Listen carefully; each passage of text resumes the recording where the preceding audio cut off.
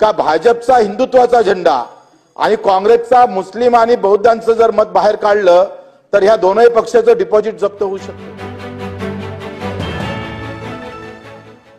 अध्यक्ष महोदय, नेहमी आम्ही पाहतोय राज्यपालाच्या अधिवेशनामध्ये मुस्लिम हा शब्दच आला नाही, मला याचंच नवलं वाटतं पूर्ण भाषण ऐकलं। मुस्लिम नावाचा शब्द किमान घ्यायला काय हरकत आहे?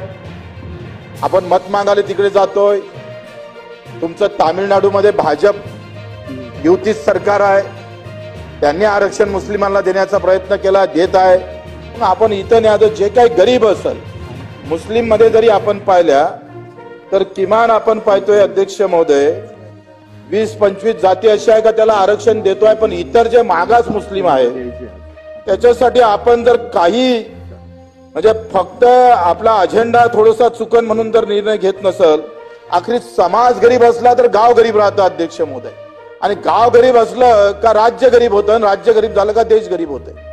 आखरी व्यक्तिगत प्रगतीमध्येच राज्याची प्रगती आणि देशाची प्रगती आहे, त्यामध्ये आम्हाला मुस्लिम अलग काढून नाही चालत, त्यांना घ्यावंच लागेल। विकासाच्या बाबतीत, शिक्षणाच्या बाबतीत, उद्योगाच्या बाबतीत आम्ही त्याच्यावर जेथपर्यंत आरक्षण देत नाही त्या पद्धतीने एक चांगला अजेंडा तुम्हाला आम्हाला आणता येईल। तुम्ही जर आज आपण पाहिलं का काँग्रेस मधलं मुस्लिम आणि बौद्धांचं मत जर काढलं तर काँग्रेस जवळ काय शिल्लक आहे? काहीच नाही।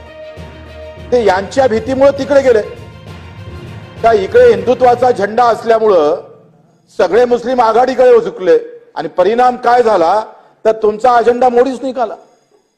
तुम्ही जर पूर्ण मत पाहिले तर जिथं मुस्लिम मत ज्या ज्या राज्यात जास्त आहे, राजस्थानमध्ये मुस्लिमांची मताची टक्केवारी जास्त आहे, यूपी मध्ये जास्त आहे, महाराष्ट्रामध्ये जास्त आहे, खालच्या राज्यामध्ये जास्त आहे, तिथं भाजप टिकत नाही।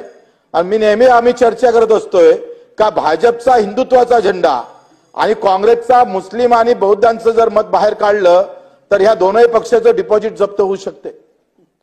कारण तुम्ही कर्मावर लढतच नाही, तुम्हाला मुद्दे महत्वाचेच नाही, तुम्ही धर्म महत्वाचे ठेवताय, आणि जेव्हा धर्म महत्वाचा येतं तेव्हा मुद्दे महत्वाचे ठरत नाही आणि मत आपोआप पलटल्याशिवाय देश या निवडणुकीत आम्ही पाहतोय। आणि मग याच्यासाठी मला वाटतं या सरकारनं मुस्लिमांचा द्वेष न करता त्यांना राजकीय प्रवाहात कसं आणता येईल, त्यांच्यामध्ये खऱ्या अर्थानं राष्ट्रभक्ती कशी निर्माण करता येईल ते आहेच, पण त्यांच्यामध्ये असा भाव निर्माण होता कामा नये, त्यासाठी सुद्धा उपाययोजना अध्यक्ष महोदय आपल्याला अत्यंत करणं गरजेचं आहे।